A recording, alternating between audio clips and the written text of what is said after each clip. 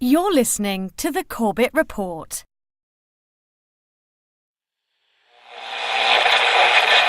High oil prices helped ExxonMobil boost its profits to nearly $11 billion in the latest quarter.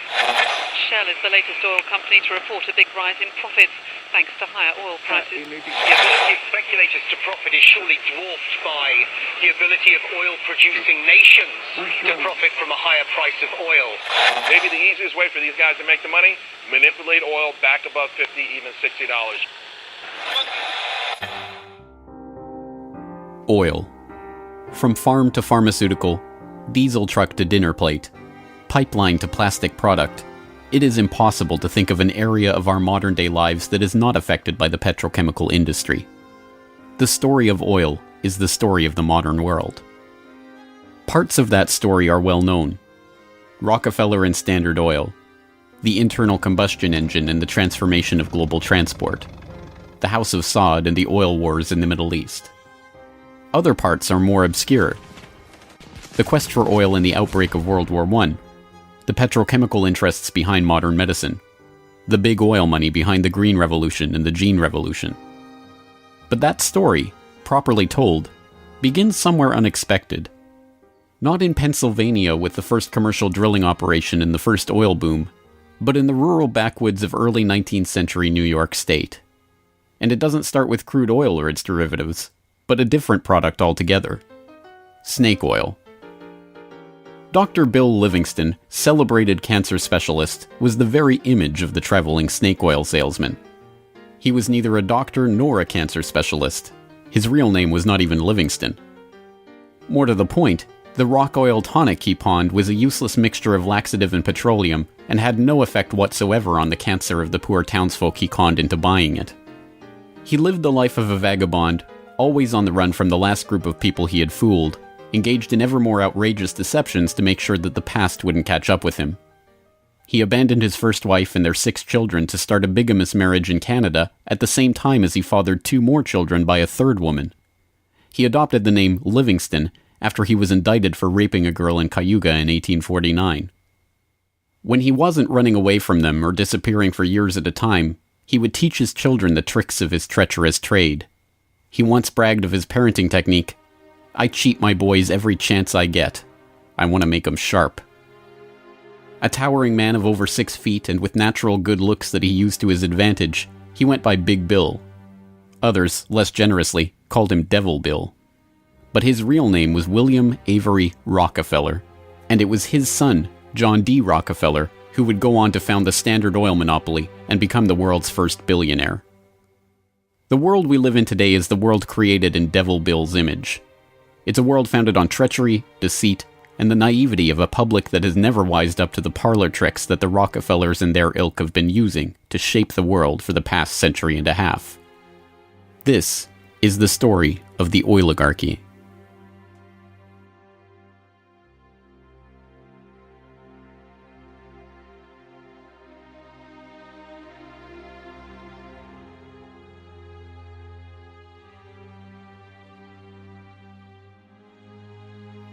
Titusville, 1857.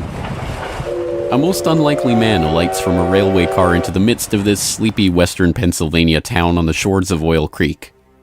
Colonel Edwin Drake. He's from the Pennsylvania Rock Oil Company, and he's here on a mission: to collect oil. Like Dr. Bill, Drake isn't really a colonel. The title is bestowed on him by George Bissell and James Townsend, a lawyer and a banker who started the Pennsylvania Rock Oil Company after they discovered they could distill the region's naturally occurring Seneca oil into lamp oil or kerosene. Drake is actually an unemployed railroad conductor who talked himself into a job after staying at the same hotel as Bissell the year before. Calling him a colonel, it is hoped, will help win the respect of the locals. The locals think he's crazy anyway. Seneca oil is indeed plentiful, bubbling out of seeps and collecting in the creek, but other than as a cure-all medicine or grease for the local sawmill's machinery, it's hardly seen as something valuable. In fact, it can be a downright nuisance, contaminating brine wells that supply Pittsburgh's booming salt industry. Still, Drake has a task to complete: finding a way to collect enough oil to make the distillation of Seneca oil into lamp oil profitable. He tries everything he can think of. The Native Americans had historically collected the oil by damming the creek near a seep and skimming the oil off the top. But Drake can only collect 6 to 10 gallons of oil a day this way, even when he opens up extra seeps. He tries digging a shaft, but the groundwater floods in too quickly. By the summer of 1859, he's desperate. Drake is running out of ideas, Bissell and Townsend are running out of patience, and, most importantly, the company is running out of funds. He turns to Uncle Billy Smith, a Pittsburgh blacksmith who had experience drilling brine wells with steam-powered equipment. They get to work drilling down through the shale bedrock to reach the oil. It's maddeningly slow work, with the crude equipment struggling to get through 3 feet of bedrock a day. By August 27th, they've drilled down 69.5 feet. Drake has used the last of his funds, and Bissell and his partners have decided to close up the operation. On August 28th, they strike oil.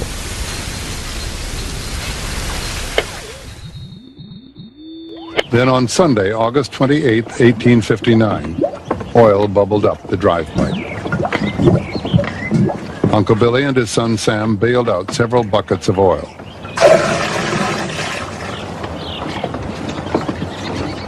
On Monday, the very day that Colonel Drake received his final payment and an order to close down the operation, they hitched the walking beam to a water pump, and the oil began to flow. The first oil was to sell for $40 a barrel. Years later, a local newspaper interviewed Uncle Billy about the day they struck oil. I commenced drilling, and at 4 o'clock I struck the oil. I says to Mr. Drake, "Look there, what do you think of this?" He looked down the pipe and said, "What's that?" I said, "That is your fortune."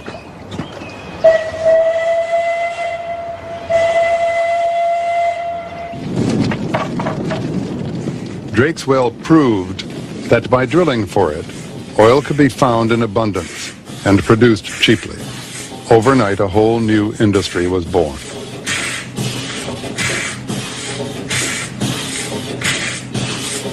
Before long, in millions of homes, farms, and factories around the world, lamps would be lit with kerosene, refined from West Pennsylvania crude. When the word came out that Drake had struck oil, the cry went up throughout the narrow valleys of western Pennsylvania. The crazy Yankee has struck oil, the crazy Yankee has struck oil. And it was the first great boom. It was like a gold rush.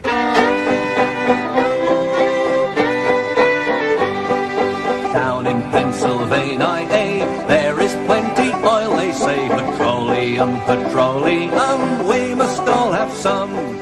Overnight, the quiet farming backwoods of rural Pennsylvania was transformed into a bustling oil region, with prospectors leasing up flats, towns springing up from nowhere, and a forest of percussion rigs covering the land.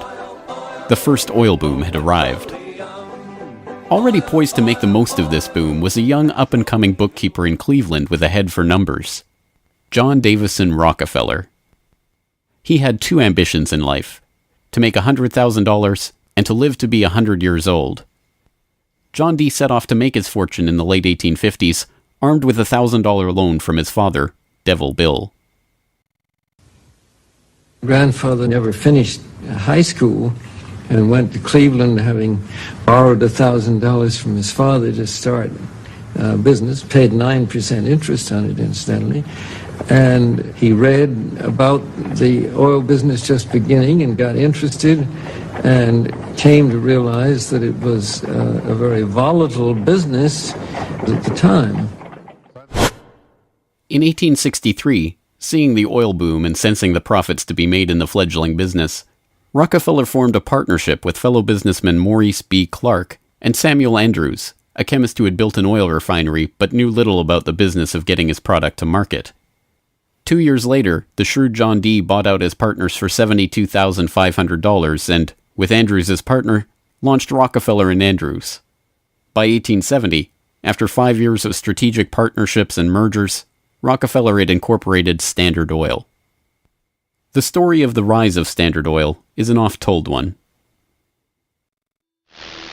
In a move that would transform the American economy, Rockefeller set out to replace a world of independent oil men with a giant company controlled by him.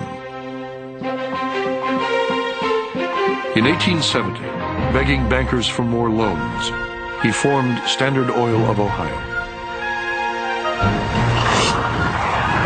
The next year, he quietly put what he called Our Plan, his campaign to dominate the volatile oil industry, into devastating effect. Rockefeller knew that the refiner with the lowest transportation cost could bring rivals to their knees. He entered into a secret alliance with the railroads called the South Improvement Company. In exchange for large, regular shipments, Rockefeller and his allies secured transport rates far lower than those of their bewildered competitors. By 1879, when Rockefeller is 40, he controls 90% of the oil refining in the world. Within a few years, he will control 90% of the marketing of oil and a third of all of the oil wells. So this very young man controls what is not only a national but an international monopoly in a commodity that is about to become the most important strategic commodity in the world economy. By the 1880s, the American oil industry was the Standard Oil Company, and Standard Oil was John D. Rockefeller. But it wasn't long until a handful of similarly ambitious and well-connected families began to emulate the Standard Oil success story in other parts of the globe. One such competitor emerged from the Caucasus in the 1870s, where Imperial Russia had opened up the vast Caspian Sea oil deposits to private development.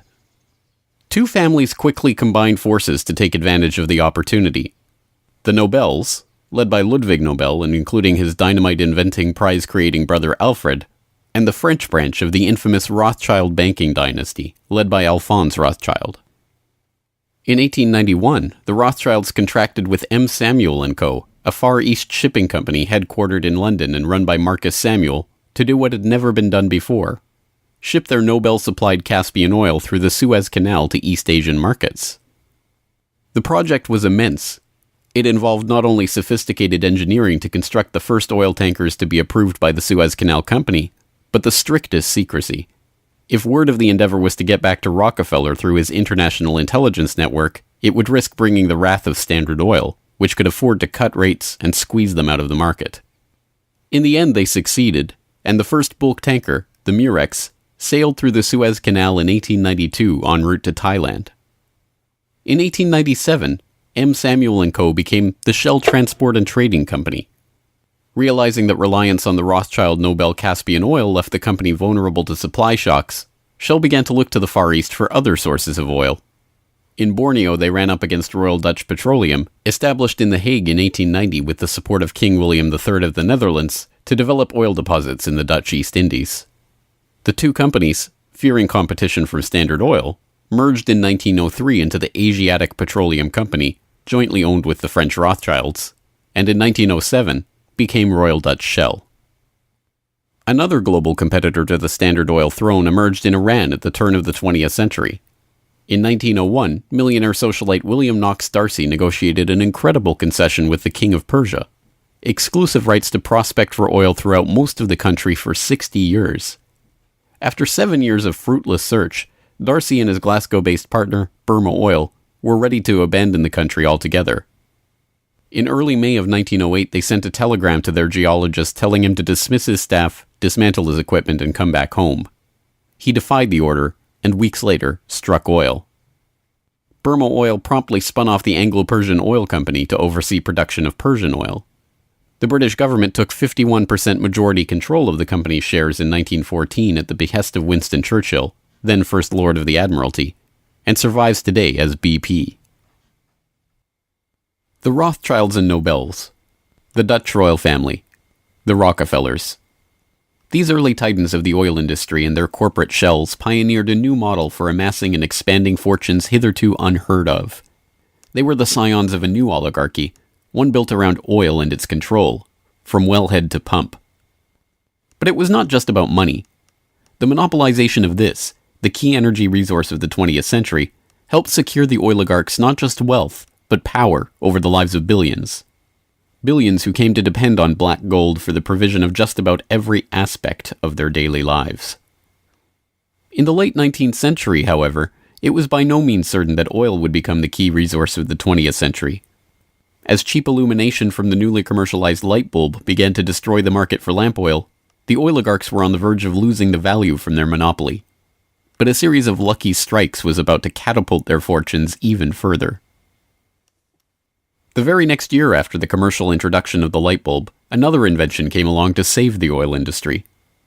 German engineer Carl Benz patented a reliable two-stroke internal combustion engine.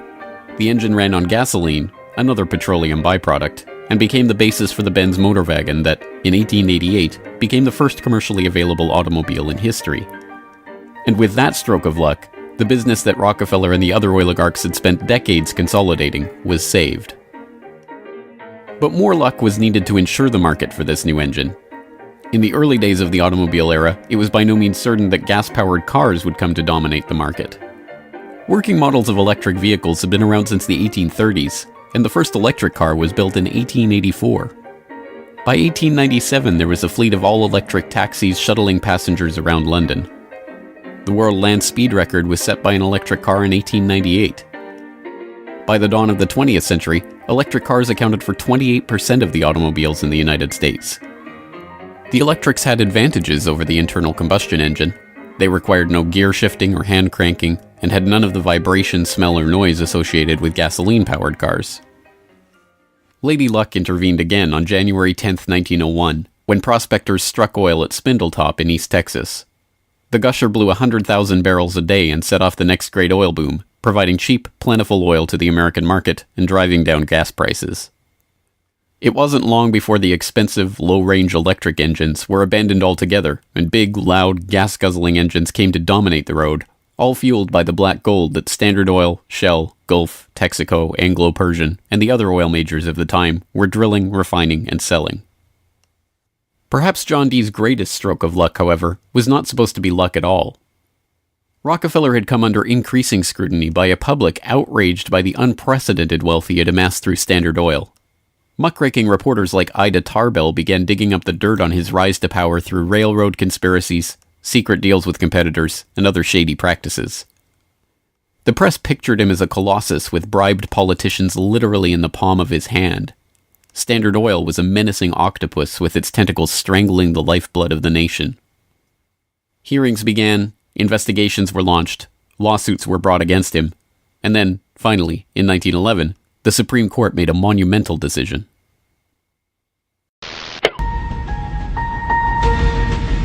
On May 15, 1911, the Supreme Court of the United States declared that Standard Oil was a monopoly in restraint of trade and should be dissolved. Rockefeller heard of the decision while golfing at Connecticut with a priest from the local Catholic Church, Father J.P. Lennon. And Rockefeller reacted with amazing aplomb. He turned to the Catholic priest and said, "Father Lennon, have you some money?" And the priest was very startled by the question and said, "No." And then he said, "Why?" And Rockefeller replied, "Buy Standard Oil." As Rockefeller foresaw, the individual Standard Oil companies were worth more than the single corporation. In the next few years, their shares doubled and tripled in value. By the time the reign of cash was over, Rockefeller had the greatest personal fortune in history, nearly 2% of the American economy. And it was really losing the antitrust case that converted John D. Rockefeller into history's first billionaire. So that Standard Oil was punished in the federal antitrust case, but John D. Rockefeller Sr. most assuredly was not. To the amazement of the world, Rockefeller's punishment had in fact been his reward. Rather than being taken down a peg, the splitting up of the Standard Oil monopoly had launched him as the world's only acknowledged billionaire at a time when the average annual income in America was $520. Rockefeller's story was perfectly mirrored by the story of Colonel Edwin Drake. Having struck oil in Titusville and given rise to a billion-dollar global industry, Drake had not had the foresight to patent his drilling technique or even to buy up the land around his own well. He ended up in poverty, relying on an annuity from the state of Pennsylvania to scrape together a living, and dying in 1880. For the oligarchy, the lesson of the rise of Rockefeller was obvious. The more ruthlessly that monopoly was pursued, the tighter that control was grasped, The greater the lust for power and money, the greater the reward would be in the end. From now on, no invention would derail the oil majors from their quest for total control. No competition would be tolerated. No threat to the oligarchs would be allowed to rise.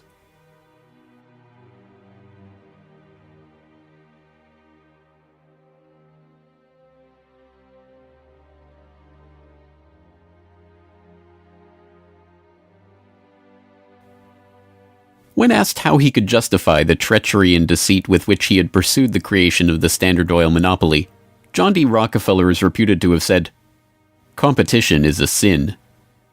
This is the mentality of the monopolist, and it is this justification, framed as religious conviction, that drove the oligarchs to so ruthlessly eliminate anyone who would dare rise up as a pretender to their throne.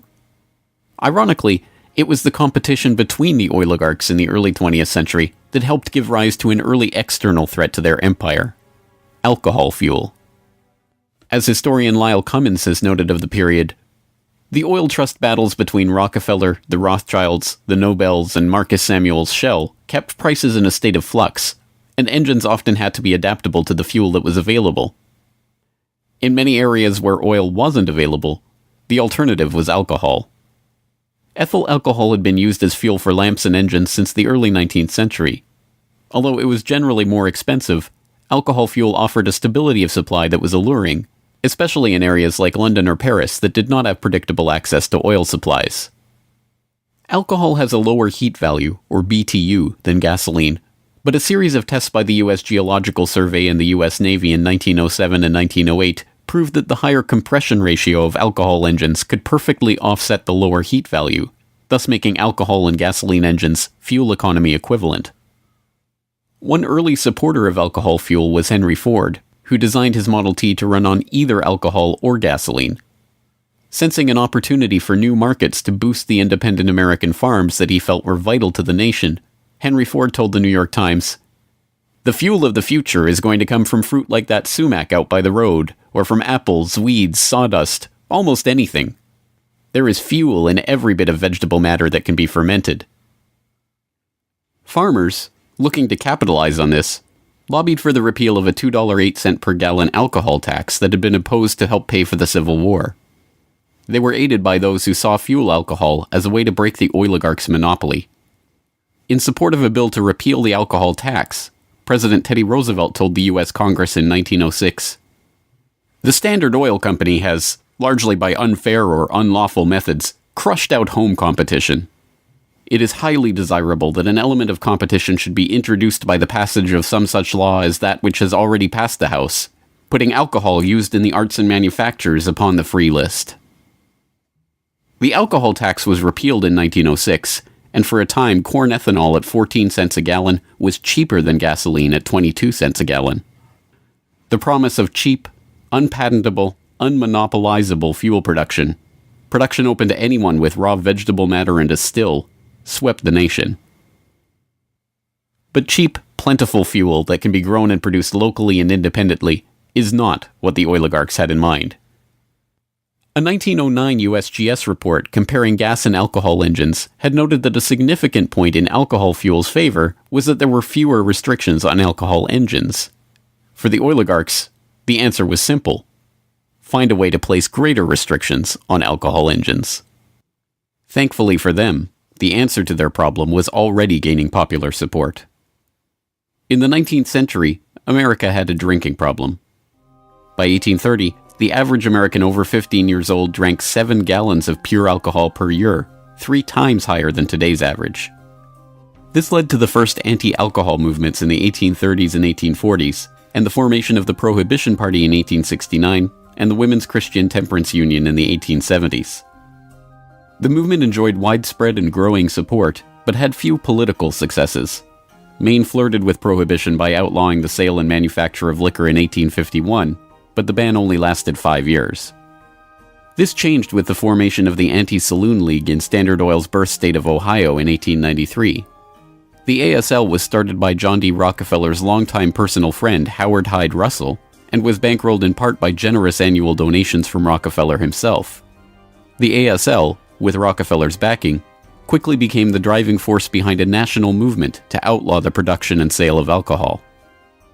Rockefeller was a teetotaler himself, not from moral concern, but because he was afraid that good cheer among friends would lead to his downfall in business.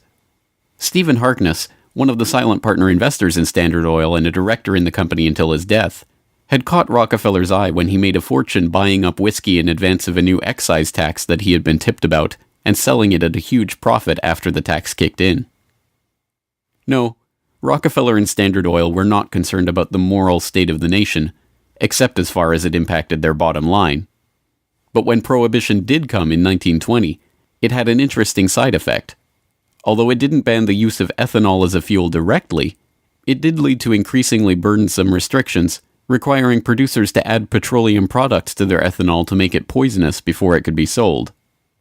Alcohol fuel, now completely unable to compete with gasoline, was abandoned altogether by the automobile industry. Another existential threat to the vast fortunes of the early oligarchs was to require an even greater effort at social engineering: public transportation. By the end of World War I, private car ownership was still a relative rarity. Only 1 in 10 Americans owned a car. Rail was still the transportation of choice for the vast majority of the public, and city dwellers in most major cities relied on electric trolley networks to transport them around town. In 1936, General Motors formed a front company, National City Lines, along with Firestone Tire and Standard Oil of California, to implement a process of bustitution, scrapping streetcars and tearing up railways to replace them with GM's own buses running on Standard Oil-supplied diesel. The plan was remarkably successful. As historian and researcher F. William Engdahl notes in Myths, Lies, and Oil Wars, by the end of the 1940s, GM had bought and scrapped over 100 municipal electric transit systems in 45 cities and put gas-burning GM buses on the streets in their place. By 1955, almost 90% of the electric streetcar lines in the United States had been ripped out or otherwise eliminated. The cartel had been careful to hide their involvement in National City Lines, but it was revealed to the public in 1946 by an enterprising retired naval lieutenant commander, Edwin J. Quimby. He wrote a manifesto exposing what he called a careful, deliberately planned campaign to swindle you out of your most important and valuable public utilities, your electric railway system.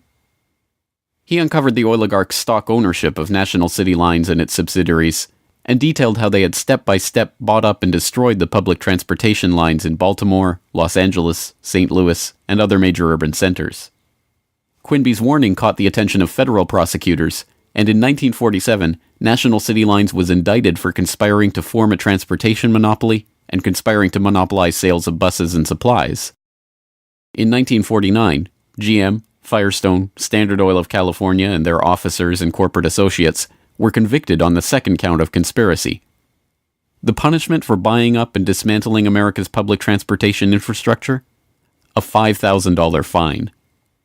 H.C. Grossman, who had been the director of Pacific City Lines when it oversaw the scrapping of Los Angeles' $100 million Pacific Electric system, was fined exactly $1. Unsurprisingly, GM and its associates did not remain in the doghouse for long. In 1953, President Eisenhower appointed Charles Wilson, then the president of General Motors, as Secretary of Defense.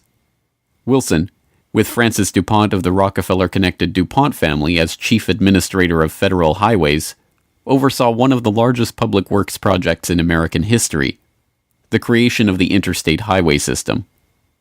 With a war-era excise tax on train tickets still in place, and federally funded highways and airports providing cheaper alternatives, rail travel declined a startling 84% between 1945 and 1964. This social engineering paid off well for Standard Oil and its growing list of petrochemical associates. In the 2.5 decades after the outbreak of World War II, vehicle production in Detroit almost tripled, from 4.5 million cars a year in 1940 to over 11 million in 1965. As a result, sales of refined gasoline over the same period rose 300%. But Rockefeller was not the only oligarch working to crush all opposition to his monopoly. Across the pond, the European oligarchs were working to protect their own oil investments from upstart competitors.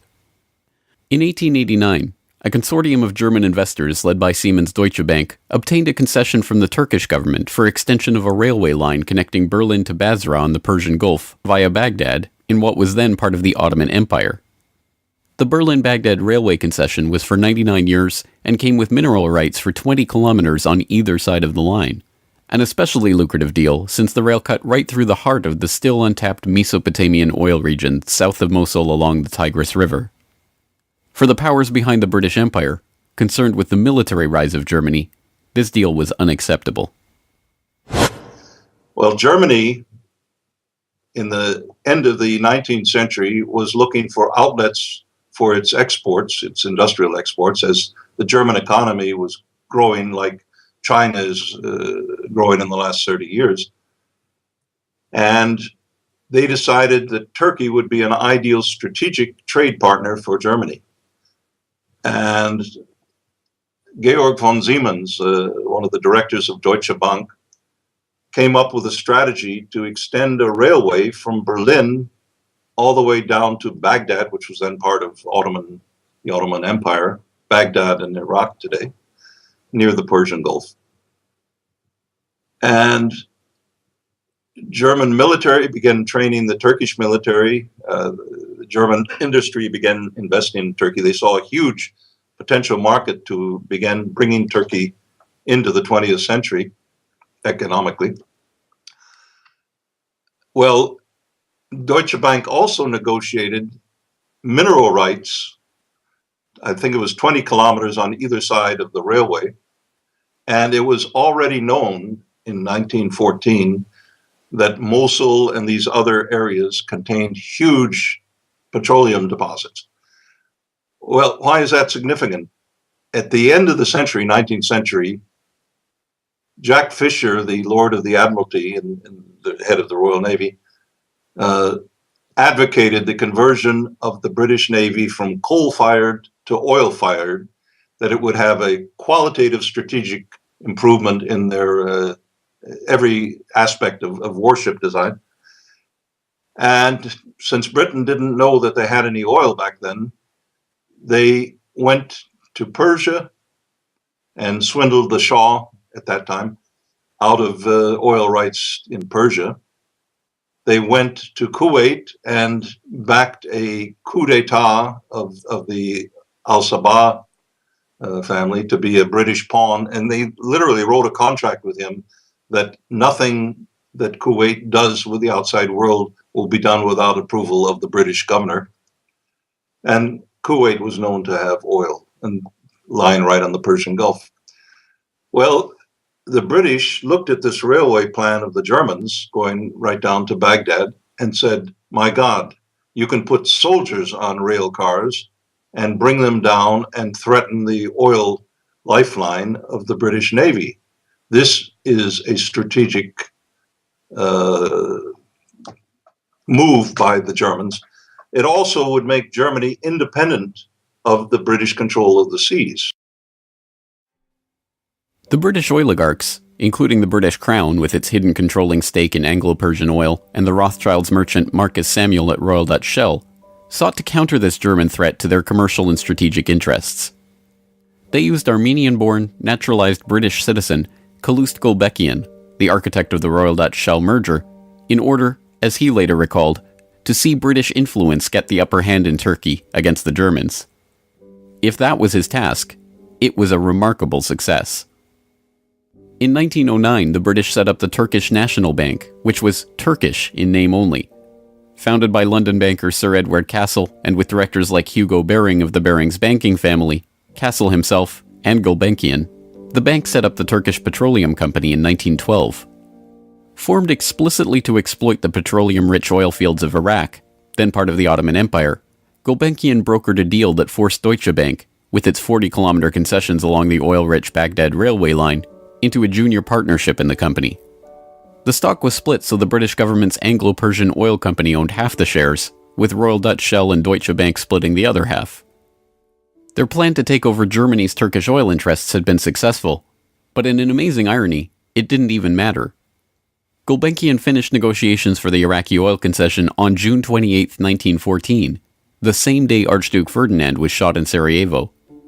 an alliance the British had been brokering for years to constrain the rising German threat, an alliance involving France and Russia, kicked into motion, and the world was engulfed in war.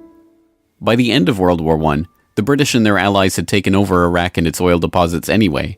Germany had been completely cut out, and Gulbenkian, their scheming servant, received 5% of all oil field proceeds in the newly minted country. As the century wore on, the oil industry grew beyond the control of the handful of families that had dominated it since its inception. Oil deposits were located around the globe, and the resources of entire nation-states were marshaled to control them.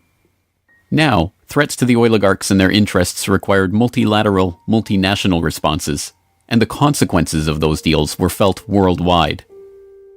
The story of the oil shock of 1973, as it has been delivered to us by the history books, is well known. By the late 1960s, the nation relied on imported oil to keep the economy strong.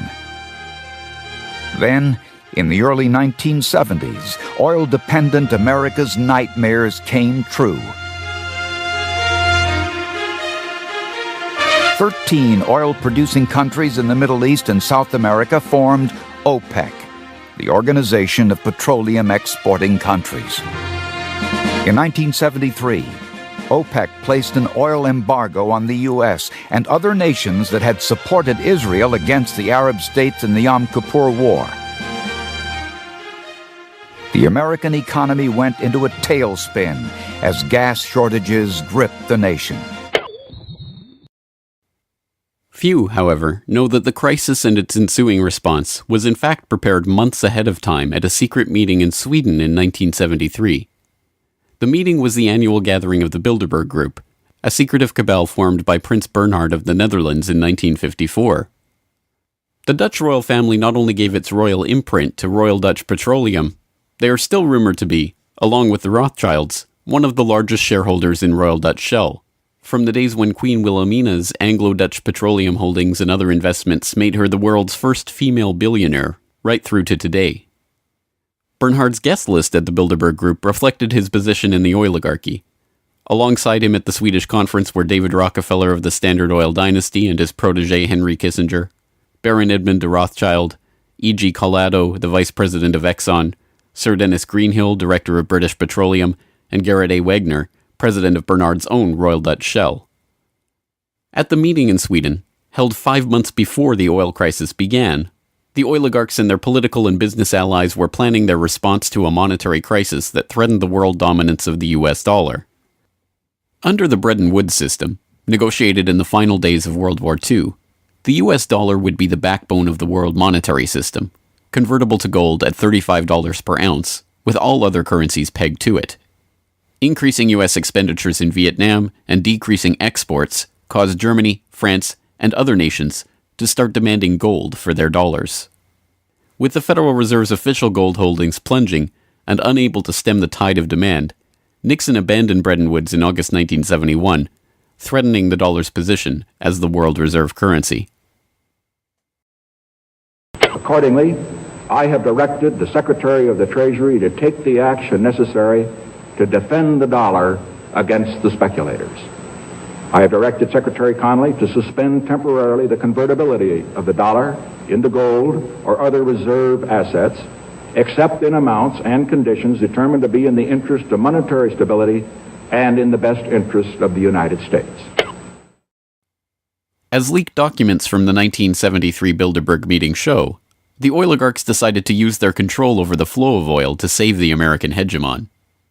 Acknowledging that OPEC could completely disorganize and undermine the world monetary system, the Bilderberg attendees prepared for an energy crisis or an increase in energy costs, which, they predicted, could mean an oil price between $10 and $12, a staggering 400% increase from the current price of $3.01 per barrel. 5 months later, Bilderberg attendee and Rockefeller protege Henry Kissinger, acting as Nixon's Secretary of State, engineered the Yom Kippur War and provoked OPEC's response, an oil embargo of the US and other nations that had supported Israel. On October 16, 1973, OPEC raised oil prices by 70%. At their December meeting, the Shah of Iran demanded and received a further raise to $11.65 a barrel, or 400% of oil's pre-crisis price. When asked by Saudi King Faisal's personal emissary why he had demanded such a bold price increase, he replied, "Tell your king, if he wants the answer to this question, he should go to Washington and ask Henry Kissinger."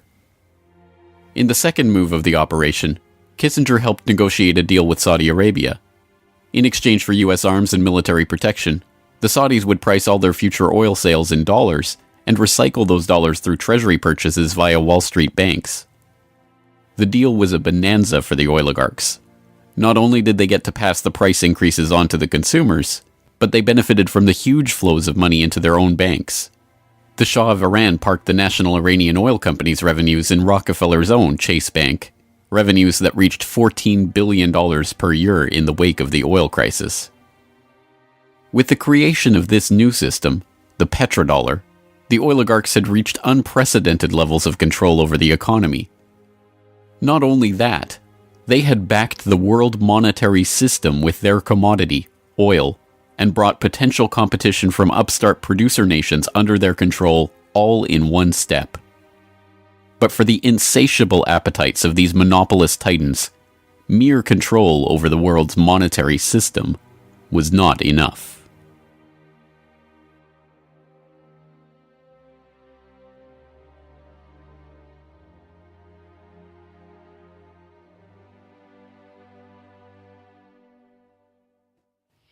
In the 19th century, railroad conspiracies and predatory pricing had been enough to assure the oligarchs' monopoly.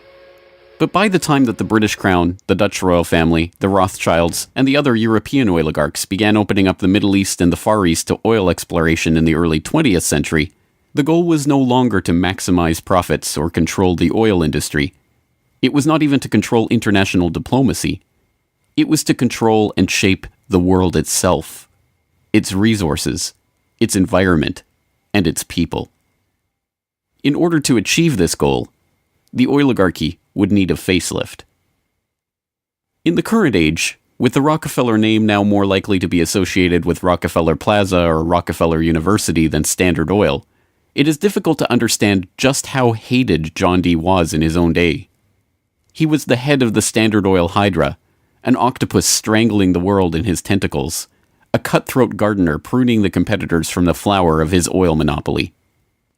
As one of the richest men the world had ever known, he was an easy target for the average working man's frustration and a magnet for the poor seeking help. He received on average 50 to 60,000 letters a month asking for help. Dozens of people followed him in the street. Literally, crowds stood around the Standard Oil offices, waiting for him to come out. Little children, painfully thin, crying in the street and so on. Rockefeller felt overwhelmed. Besieged by the downtrodden, despised by the working man, hounded by Ida Tarbell and the muckraking press, John D. had the mother of all PR problems. The answer was simple: invent the PR industry.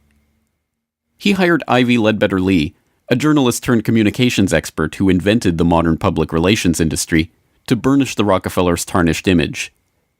It was Lee that suggested giving the family name to Rockefeller Center and filming John D. handing out dimes in public. An early master of public relations, Lee used the media which the muckrakers had used to disgrace Rockefeller to turn him into a sympathetic figure.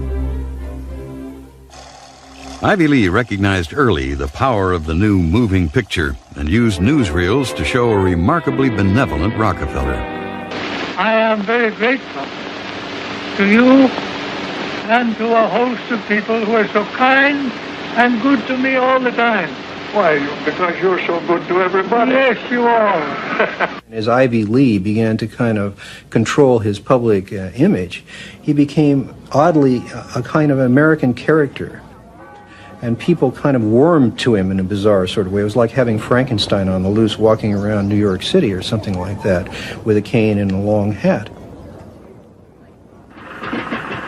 Although this plane never takes off, this photo opportunity was presented as Senior's first flight. Perhaps Ivy Lee's most brilliant public relations move was the casting of Rockefeller as the man who gave out dimes. Don't you give her a dime, Mr. Rockefeller? Oh, please. Go ahead. Give her a dime. Thank you, sir. Thank you very much. I consider myself... Thank you for the ride. I consider myself more than amply paid. Bless you, bless you, Yes. bless you. These PR stunts seem obvious and ham-handed by today's standards, but they were effective enough. To this day, people leave dimes on the stone marker at the base of the 70-foot Egyptian obelisk that towers over John Dee's final resting place in Cleveland's Lakeview Cemetery. But it was not stage-managed photo opportunities like these that transformed Rockefeller into a public hero. In order to win the public over, he was going to have to give them what they wanted. And what they wanted wasn't difficult to understand. Money. But just as his father, Devil Bill, had taught him to do in all his business dealings, Rockefeller made sure to get the better end of the bargain. He would donate his great wealth to the creation of public institutions, but those institutions would be used to bend society to his will. As every would-be ruler throughout history has realized, society has to be transformed from the ground up. Americans in the 19th century still prized education and intellectual pursuits, with the 1840 census finding unsurprisingly that the United States, a nation that had been mobilized by tracts like Thomas Paine's remarkably popular Common Sense, was a nation of readers with a remarkable 93% to 100% literacy rate. Before the first compulsory schooling laws in Massachusetts in 1852, education was private and decentralized, and as a result classical education, including study of Greek and Latin and a solid grounding in history and science, was widespread. But a nation of individuals who could think for themselves was anathema to the monopolists. The oligarchs needed a mass of obedient workers, an entire class of people whose intellect was developed just enough to prepare them for lives of drudgery in a factory. Into the midst stepped John D. Rockefeller with his first great act of public charity, the establishment of the University of Chicago. He was aided in this task by Frederick Taylor Gates, a Baptist minister that Rockefeller befriended in 1889 and who would go on to be John Dee's most trusted philanthropic advisor. Gates would go on to write a short tract, The Country School of Tomorrow, that laid out the Rockefeller plan for education. In our dream, we have limitless resources, and the people yield themselves with perfect docility to our molding hand. The present educational conventions fade from our minds, and, unhampered by tradition, we work our own goodwill upon a grateful and responsive folk. We shall not try to make these people or any of their children into philosophers, or men of learning or science. We are not to raise up from among them authors, orators, poets, or men of letters. We shall not search for embryo great artists, painters, musicians, nor will we cherish even the humbler ambition to raise up from among them lawyers, doctors, preachers, politicians, statesmen, of whom we now have ample supply. Although Rockefeller's resources weren't exactly limitless, they might as well have been. In 1902, he established the General Education Board to help implement Gates's vision for the Country School of Tomorrow with a staggering $180 million endowment. The Rockefeller influence on education was felt almost immediately, and it was amplified by help from fellow monopolists of the era who were approaching the topic of philanthropy from the same angle. Although best known as a steel magnate, Andrew Carnegie's fortune started on the railroads transporting Rockefeller's Standard Oil around the country, and was greatly magnified by a lucrative investment in property near Oil Creek that provided steady, profitable oil sales. In 1905, he established the Carnegie Foundation for the Advancement of Teaching, a tax-free foundation through which Carnegie and his appointees could direct the development of the education system in the United States, and, eventually, worldwide. In 1910, Rockefeller followed suit by establishing the Rockefeller Foundation, which became the tax-free umbrella organization for his philanthropic ambitions. As the Reese Committee, a congressional investigation into the activities of these tax-free foundations in the 1950s, discovered, it wasn't long before Carnegie's endowment approached Rockefeller's foundation with a proposal to cooperate on their shared desire to transform the American education system in their own image. Norman Dodd, the director of research for the congressional committee who was granted access to the Carnegie Endowment's board minutes, explains. So they approach the Rockefeller Foundation with the suggestion that that portion of education which could be considered domestic be handled by the Rockefeller Foundation, and that portion which is international should be handled by the endowment. And they then decide that the key to the success of these two operations lay in an alteration of the teaching of American history. So they approach 4 of the then most prominent teachers of American history in the country, people like Charles and Mary Bird, and their suggestion to them is, will they alter the manner in which they present this subject, and they get turned down flat. So they then decide that it is necessary for them to do, as they say, build our own stable of historians. And then they approach the Guggenheim Foundation, which specializes in fellowships, and say, when we find young men in the process of studying for doctorates in the field of American history, and we feel that they are the right caliber, will you grant them fellowships on our say-so? And the answer is yes. So under that condition, eventually they assemble 20. And they take this 20 potential teachers of American history to London, and there they're briefed into what is expected of them when, as and if they secure appointments in keeping with the doctorates they will have earned. And that group of 20 historians ultimately becomes the nucleus of the American Historical Association. And then toward the end of the 1920s, the endowment grants to the American Historical Association $400,000 for a study of our history in a manner which points to what can this country can it look forward to in the future. And that culminates in a 7-volume study, the last volume of which is, of course, in essence a summary of the contents of the other 6.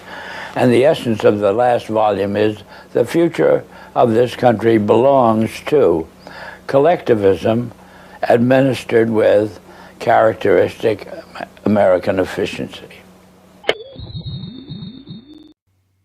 With this base for transformation firmly established, the Rockefeller Foundation and like-minded organizations embarked on a program so ambitious that it almost defies comprehension. They transformed the practice of medicine. As usual, the oligarchs that funded this change were also there to profit from it, and once again, John D. took his cue from Devil Bill's example. William Rockefeller had called his brand of snake oil Nujol for new oil, and Standard Oil spun off Nujol as a laxative under their Stanco subsidiary. Manufactured on the same premises as Flit, an insecticide also derived from Standard Oil's byproducts, Nujol sold at the druggist for 28 cents per 6-ounce bottle. It cost Standard Oil less than 1/5 of a cent to manufacture. Pharmaceuticals provided a lucrative new opportunity for the oligarchs, but in a turn-of-the-century America that was still largely based on naturopathic herbal remedies, it was a tough sell. The oligarchy went to work changing that. In 1901, John D. established the Rockefeller Institute for Medical Research. The institute recruited Simon Flexner, a pathology professor at the University of Pennsylvania, to serve as its director. His brother, Abraham, was an educator who was contracted by the Carnegie Foundation to write a report on the state of the American medical education system. His study, the Flexner Report, along with the hundreds of millions of dollars that the Rockefeller and Carnegie Foundations were to shower on medical research in the coming years, resulted in a sweeping overhaul of the American medical system. Naturopathic and homeopathic medicine medical care focused on unpatentable, unmarketable natural remedies and cures, was now dismissed as quackery. Only drug-based allopathic medicine requiring expensive medical procedures and lengthy hospital stays was to be taken seriously. The fortunes of Carnegie, Morgan, and Rockefeller financed surgery, radiation, and synthetic drugs. They were to become the economic foundations of the new medical economy. The takeover of the medical industry was accomplished by the takeover of the medical schools. Well, the people that we're talking about, Rockefeller and Carnegie in particular, came to the picture and said, we will put up money. They offered tremendous amounts of money to the schools that would agree to cooperate with them. The donors said to the schools, we're giving you all this money. Now, would it be too much to ask if we could put some of our people on your board of directors to see that our money is being spent wisely? Almost overnight, all of the major universities received large grants from these sources and also accepted 1, 2, or 3 of these people that I mentioned on their board of directors, and the schools literally were taken over by the financial interests that put up the money. Now, what happened as a result of that is that the schools did receive an infusion of money. They were able to build new buildings. They were able to add expensive equipment to their laboratories. They were able to hire top-notch teachers. But at the same time as doing that, they skewed the whole thing in the direction of pharmaceutical drugs. That was the efficiency in philanthropy. The doctors from that point forward in history would be taught pharmaceutical drugs. All of the great teaching institutions in America were captured by the pharmaceutical interests in this fashion. And it's amazing how little money it really took to do it. The oligarchy birthed entire medical industries from their own research centers and then sold their own products from their own petrochemical companies as the cure. It was Frank Howard, a Standard Oil of New Jersey executive, who would go on to persuade Alfred Sloan and Charles Kettering to donate their fortunes to the cancer center that would then bear their name. As director of research at Sloan Kettering, Howard appointed Cornelius Rhodes, a Rockefeller Institute pathologist, to develop his wartime research on mustard gas for the U.S. Army into a new cancer therapy. Under Rhodes's leadership, nearly the entire program and staff of the Chemical War Service was reformed into the Sloan Kettering Drug Development Program, where they worked on converting mustard gas into chemotherapy. And once again, the Rockefellers' own snake oil was being sold as a cancer cure-all. The oligarchs' interest in the burgeoning pharmaceutical industry converged in companies like IG Farben, a drug and chemical cartel formed in Germany in the early 20th century. Royal Dutch's own Prince Bernhard served on an IG Farben subsidiary's board in the 1930s, and the cartel's American operation, set up in cooperation with Standard Oil, included on its board Standard Oil president Walter Teagle, as well as Paul Warburg of Kuhn-Loeb and Company, itself headed by Jacob Schiff of the Rothschild broker family. At its height, IG Farben was the largest chemical company in the world, and the 4th largest industrial concern in the world, right behind Standard Oil of New Jersey. The company was broken up after World War II, but like Standard Oil, its various pieces remained intact, and today BASF, one of its chemical offshoots, remains the largest chemical company in the world, while Bayer and Sanofi, 2 of its pharmaceutical offshoots, are among the largest pharmaceutical companies in the world. Not content merely to monopolize the fields of education and medicine, the same oligarchical interests banded together to take control of America's finances. In 1910, John D. Rockefeller Jr.'s own father-in-law, Senator Nelson Aldrich, Frank Vanderlip of the National City Bank, and Paul Warburg, as well as various agents of J.P. Morgan, met in complete secrecy on Jekyll Island to hammer out the details of what would go on to become the Federal Reserve, America's central bank. The Fed, established in 1913, would be run by hand-picked appointees of the oligarchy and their banking associates, including, perhaps inevitably, Standard Oil president and American IG director Walter Teagle. The Rockefeller family would go on to formally enter the banking field in the 1950s when James Stillman Rockefeller, the grandson of John D.'s brother, was appointed director of National City Bank. Meanwhile, John D.'s own grandson, David Rockefeller, would go on to take over Chase Manhattan Bank, the longtime banking partner of the Standard Oil empire. In this move, the Rockefeller story perfectly mirrored that of their fellow oligarchs, the Rothschilds. Whereas the Rothschilds had supplemented their banking fortune with their oil interests, the Rockefellers supplemented their oil fortune with banking interests. Springboarding from success to success as they consolidated monopolies across every field of human activity, the oligarchs' ambitions became even larger. This time, their goal was to consolidate control over the very food supply of the world itself. And once again, they would use philanthropy as the cover for their business takeover. The Green Revolution began in 1943 when plant geneticist Norman Borlaug and a team of researchers arrived on Mexican soil. His goal was to improve agricultural techniques and biotechnological methodologies, which in turn would help alleviate starvation and improve the living quality of developing nations. Creating new genetically modified strains of wheat, rice, maize, and other crops, Borlaug planned to win the battle against world hunger. The hope was that these new crops and farming techniques would rescue third world countries from the brink of starvation. That's exactly what happened.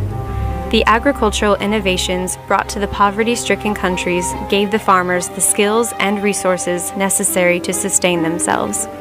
This triggered a chain of events that would allow these once struggling nations to survive. Agricultural exports soared in quantity and diversity and allowed the countries to become self-sufficient. As the genetically modified crops thrived, farmers were able to use their increased income to purchase newer and superior farming machinery. This increase in revenue made farming easier, more reliable, and more efficient. The Green Revolution led to the modernization of agriculture and has had a profound social, economic, and political impact on the world. The Mexican government turned to the Rockefeller Foundation in their endeavor to nourish Mexico through agriculture. Norman Borlaug, needless to say, was a researcher for the Rockefeller Foundation, and the Green Revolution, for whatever increase in yields it brought about, also created markets for the oligarchs' own interest in the petrochemical fertilizer industry and gave rise to the ABCD seed cartel of Archer Daniels Midland, Bunge, Cargill, and Louis Dreyfus.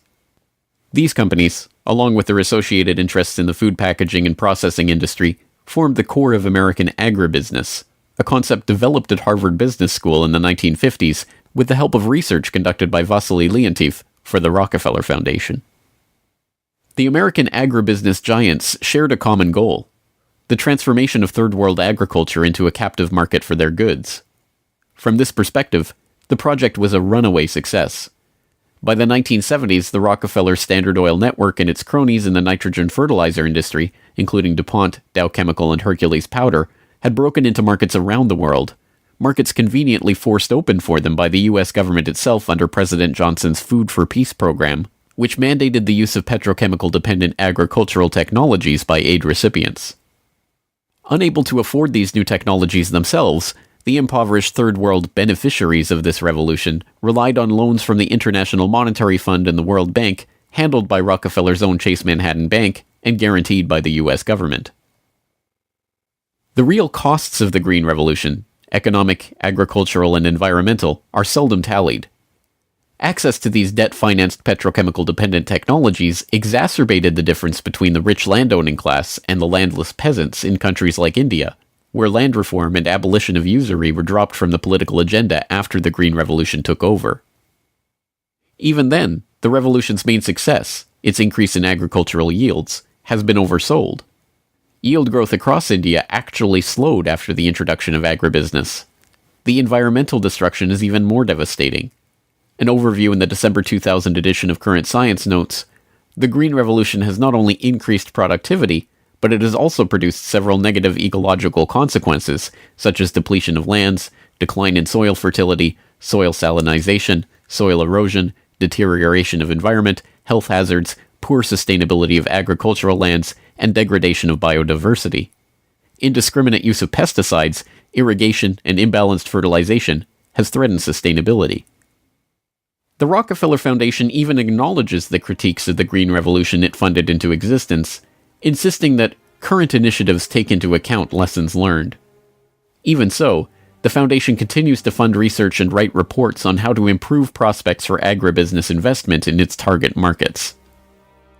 As egregious as the Green Revolution was and continues to be, however, in many ways it was just the prelude to an even more ambitious project, the Gene Revolution. Now the project is not merely to monopolize the technologies, supplies, and chemical inputs for agriculture worldwide, but to monopolize the food supply itself through the replacement of the world's natural seeds with patentable, genetically modified crops. The players involved in this Gene Revolution are almost identical to the players in the Green Revolution, with IG Farben offshoots, Bayer Crop Science and BASF Plant Science mingling with traditional oligarch associate companies like Dow AgroScience, DuPont Biotechnology, and, of course, Monsanto, all funded by the Rockefeller Foundation and fellow philanthropists at the Ford Foundation, the Bill and Melinda Gates Foundation, and like-minded organizations. The convergence of corporate, philanthropic, governmental, and intergovernmental interests in promoting GM crops around the world can be seen in the bewildering array of research institutes, industry associations, and consultative groups devoted to the case. The Rockefeller-funded International Rice Research Institute, the Rockefeller-Monsanto USAID Brainchild International Service for the Acquisition of Agribiotech Applications, the Rockefeller-Ford World Bank-created Consultative Group of International Agricultural Research, and dozens of other bland, benign-sounding organizations research and promote GM crops in target markets around the globe, with the profits ending up in the oligarchs' coffers. A representative example of this story is the agribusiness neocolonization of Argentina, where Monsanto ran an elaborate bait-and-switch to get the country hooked on its genetically modified Roundup-ready soybeans before demanding royalties on the crops that were by then already growing. DuPont then took over, magnanimously beginning a Protein for Life program to foist their own GM soybeans on the country's poor.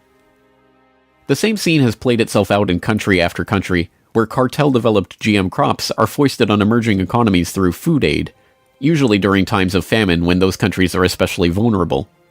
Only a handful of countries like Zambia or Angola have outright rejected this GMO takeover of their food supply, generously subsidized by the US government to the benefit of the agribusiness cartel.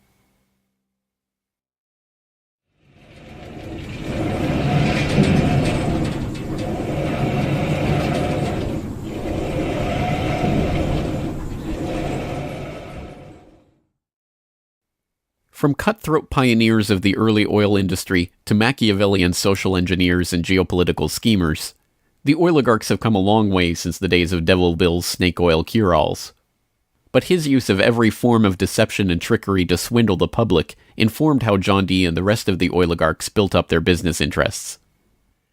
As the 20th century drew to a close, it was obvious that for the powerful cartel that built the oil industry, the Rockefellers, the Rothschilds, the British and Dutch royal families, it was no longer about oil, if it ever really was. The takeover of education, of medicine, of the monetary system, of the food supply itself, showed that the aim was much greater than a mere oil monopoly. It was the quest to monopolize all aspects of life, to erect the perfect system of control over every aspect of society, every sector from which any threat of competition to their power could emerge. They had been remarkably, almost unbelievably successful. From oil well to gas pump, farm to fork, hospital to pharmaceutical, drill rig to dollar bill, there was almost no aspect of society that was not under their control. But the oligarchs are not done yet. Their next project, launched in the late 20th century, is almost too ambitious to be comprehended. It is not about oil. It is not about money. It is about the monopolization of life itself. They have spent decades preparing the path for this takeover and marshaled their mind-boggling resources in service of the task. And the vast majority of the world's population, still playing the shell game that the oligarchs perfected and abandoned long ago, are about to fall right into their hands yet again. Ladies and gentlemen, the battle against climate change is surely the most defining and pivotal challenge of our times. Even in a world full of daunting perils and crises, it is hard to imagine anything that poses a greater challenge and opportunity for humanity. The negative impact of population growth on all of our planetary ecosystems is becoming appallingly evident. The science is unequivocally true, and that there is a price to carbon in their future. What do you see as the biggest challenges in conservation? The growing human population. Because if where we are, there's nothing else. We have to start spending money, fast on the solutions that we have in hand to try and help these countries which are already seeing the effects of climate change today and seeing the effects of our consumption, basically. David Rothschild, thank you so much for joining us here on Bloomberg.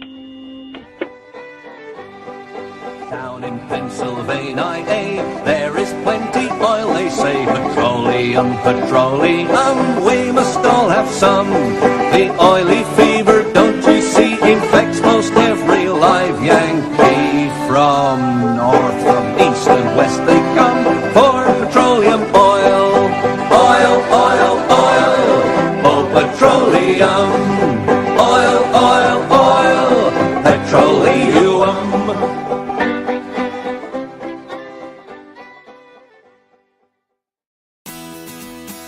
The Corbett Report is brought to you by the Corbett Report subscriber, a weekly newsletter featuring James Corbett's International Forecaster editorial, recommended reading and viewing, discounts on Corbett Report DVDs, and once a month, a subscriber-only video.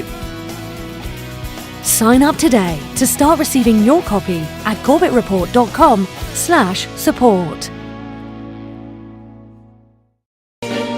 Yes, I've been living inside of you, but I guess it's time I set me free, and there's nothing that you can do.